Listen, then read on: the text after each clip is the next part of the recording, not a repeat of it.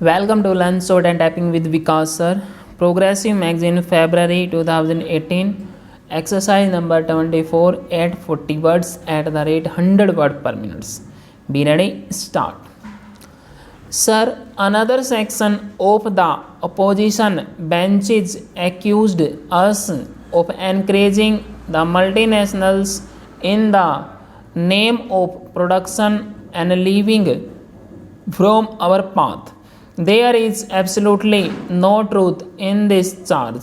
We are not giving special concessions to multinationals. Stop. Also, the sudden and newfound love for our old path is touching and inexplicable.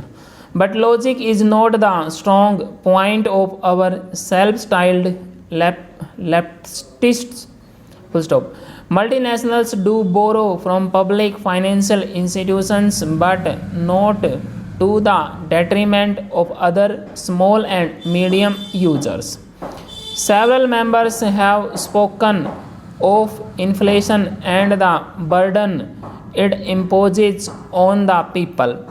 I do not want to repeat the figures which quite clearly demonstrate our success in bringing down the rate 12% of inflation. Reduction in wholesale prices is bound to get reflected in reduction of consumer prices, although usually there is a time lag. If we succeeded in keeping the rate of inflation and wholesale prices in check, this will also restrain inflation in the retail price index. It is obvious that inflation causes hardship. That is exactly why we have made control of inflation as one of our prime policy objectives. Considering the state of the economy with its rampant inflation that we inherited on our return to office, our 2 years' effort has made an impressive impact. However, I should like to emphasize the major aspect of our anti-inflationary policy. In most capitalist countries, inflation is sought to be controlled by creating unemployment. Obviously, that cannot be our policy. To redress the hardships of the common people, we must control prices and at the same time augment employment opportunities. There must be a substantial growth in production which will increase the supply of goods and thus reduce prices and provide opportunities for further development and the generation of investment and employment. Our anti-inflationary policies are consistent with our development policies. This is the basis of our current economic policies and also of our budget. We have tried to ensure maximum thrust to planned development.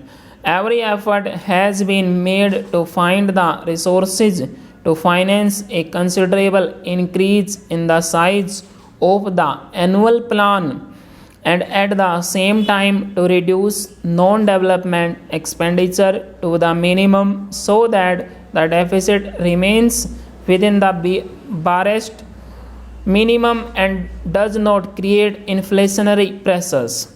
Within the plan allocation, the maximum emphasis has been on programs providing support and generating income for the poor. Next para. Honorable member will have noted that allocation for the development plan at the center has been increased to rupees 11,000 crores. Important segments benefiting from this increase are the National Rural Employment Program, the Integrated Rural Development and Allied Programs and programs for the scheduled castes and tribes. A great deal of pre-budget propaganda had been carried on that the government would be dictated by outside elements. Even some honorable member has said so. This is not very becoming of members of this august parliament of a proud country.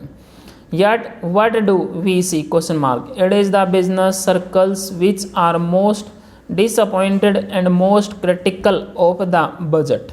The budget shows the full awareness of the urgent tasks before the nation is welfare of the weakest, employment, stimulation of production, containment of inflation, and safeguarding of our security. Even one is a formidable task in itself, but we are determined to achieve all of them. It is in line with this policy that we have decided to make the current year the year of productivity. Every economic activity must get the maximum out of potential created. We shall provide all the support necessary to increase productivity in industry and in agriculture, in the service sector, and in the infrastructure. I hope everybody will participate in this national effort. How can Bharat Bandh be consistent with increased productivity? How can greater productivity be sustained if the essential services are disrupted time and again?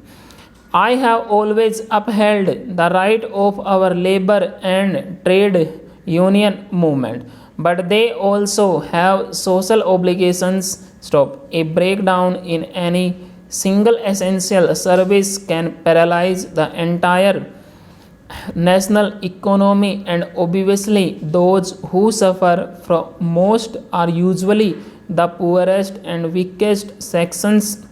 A strike in these industries cannot be taken lightly by anyone who is interested in the country's development. Some honorable members have referred to the program of increasing real wages. The per capita income in our country has been increasing consistently. Since the beginning of planning until now, it has increased by about 50%. Stop. And this is at a time when the population itself is up by about 90%. Surely it should be clear to everybody that increase in productivity is the first condition necessary for any increase in the real wages of our working people. The working class itself increases the real wages of our working people. The working class itself is gradually finding out who its real friends are. And he spoke regarding the centralized finance and administration. This is an old argument. The one difference is that it was voiced by leftists of West Bengal and Kerala. Full stop.